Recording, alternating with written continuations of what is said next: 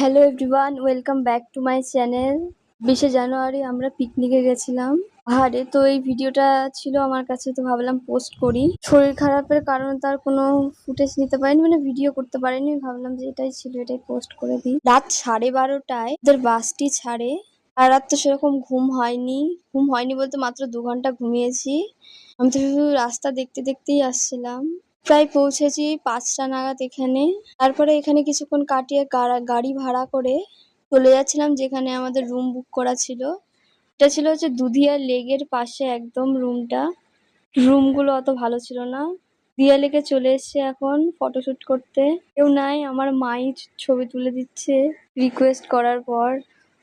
ওখানে সবার ছবি টবি তুলে, ছেলেরা তো এখানে স্নানও করেছিল। তাই আমরা 40 জন গেছিলাম একটা বাসে। এটা আমরা পোস্ট অফিস থেকে গেছিলাম গঙ্গারামপুর। এখন গাড়ি ভাড়া করে আমরা যাচ্ছি মিরিকে। ওপরে উঠছিলাম, এখান থেকে না নেপালের পাহাড়ও দেখা যাচ্ছিল।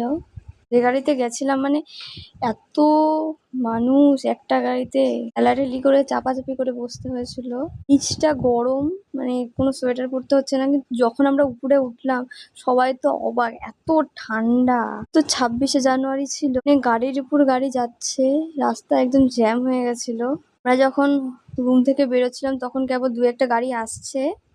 আমরা ব্যাক করে গেছিলাম তখন ঢোকাই যাচ্ছিল না। গোটা মিরিকের যতগুলো প্লেস ছিল সব, মানে পিকনিক স্পট যেগুলো ছিল সে সব ভর্তি ছিল।